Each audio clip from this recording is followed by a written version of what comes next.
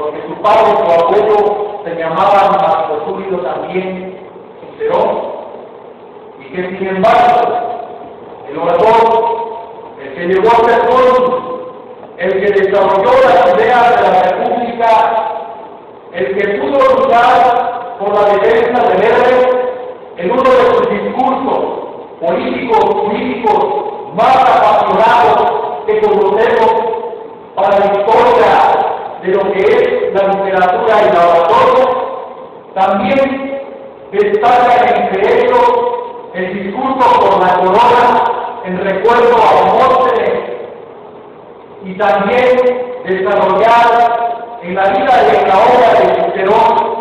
aquel dato que se extrae acerca de la Catilinaria, cuando señala a Josefo Catilina que dejara de conspirar contra el Imperio Romano, contra el Senado, contra los hombres cultos del pueblo,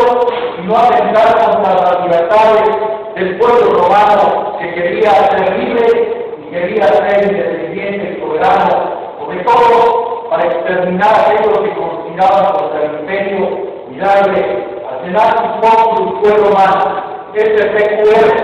la responsabilidad del Senado romano frente al pueblo, las libertades de las cuales deben gozar todos los patricios que se digan ciudadanos romanos. Después, cuando Pluvia, una de sus amores que pudo haber tenido Cicerón, rezando ya en el templo de la diosa Afrodita, ya en el templo de la diosa a la cual se deja la ofrenda, ahí, precisamente ahí, Cicerón hace una reflexión de su vida y de su obra, porque él sabe profundamente de que aquella enamorada de nuestro Sergio Catilina era ahora su enemigo político, y entonces marca la referencia en un tiempo y otro, y empieza el desarrollo de la teoría de la construcción de la República Romana, y ahí es donde Cicerón, a los pies de la ideología, entonces,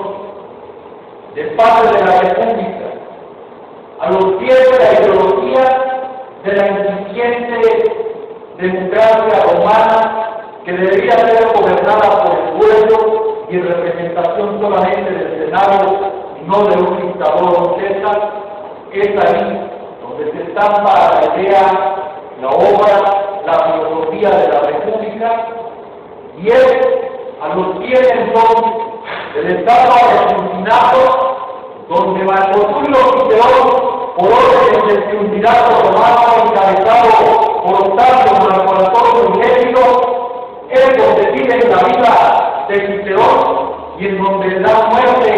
a uno de los hombres más trascendentes para la historia del pueblo romano. Y entonces sabemos, a decir de Taylor Caldwell, la autora, cuando conoce a uno de sus amigos íntimos, no es de ello es un judío que le enseña acerca de las artes del teatro, junto con su amigo Ático, que le enseña acerca de la filosofía y de la existencia del ser humano que debe convivir con la filosofía del orador. Es entonces donde Marco Tulio Cicerón conoce de cerca el teatro, la mímica, el discurso, la filosofía, y se lanza a la lucha por la República, y ya en el consulado, después de ser exiliado, después de vivir nuevamente en Arpín, donde casi pierde la vida por ser arrastrado por un río, que si no es en la forma romántica de que una simple medalla lo haya salvado por enredarse en una rama, es salvado entonces de morir ahogado, y él sabe que es una segunda oportunidad para poder existir y vivir en la defensa de su amada Roma. Y él, entonces, cuando llegaba al exilio, lo buscando un soldado romano, le dan muerte, cortándole la cabeza a este hombre que habló por la República, cortándole la cabeza a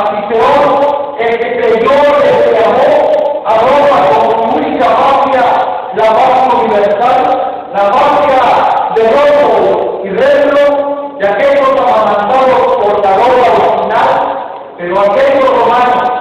que lo estaban colocando antes, aquel triunvirato que pidió su cabeza en una pilastra con una daga clavada en su lengua, por orden de la esposa de Marco Antonio, es para que nadie se atreviera a hablar igual como lo hizo Marco Tulio en Roma, para que nadie se atreviera a hablar de ahí en adelante como lo hicieron después todos los insurgentes que han conocido su obra y que sus cabezas, como la de Cicerón, en esta pilastra, a la manera de los libertadores en la lógica de la anarquía, ahí descansa el espíritu y el alma, una pilastra, precisamente en una columna romana, en una columna que sostiene toda la ideología del campo de la filosofía y de la justicia de nuestro tiempo. Por eso, hablar de aquella columna de hierro que se cierra, de aquella columna de hierro que se cae y que se levanta, de aquella vida del hombre y del orador que supo escribir las Cebrinas, las Capitalinas, el libro de los oradores, y poder destacar de su obra las cuestiones académicas y también rescatar los discursos por la corona en recuerdo romántico del más grande de los oradores griegos. Podemos decir entonces que la vida y la obra del más grande orador que ha tenido la República Romana, podemos decirlo, afirmando categóricamente que la vida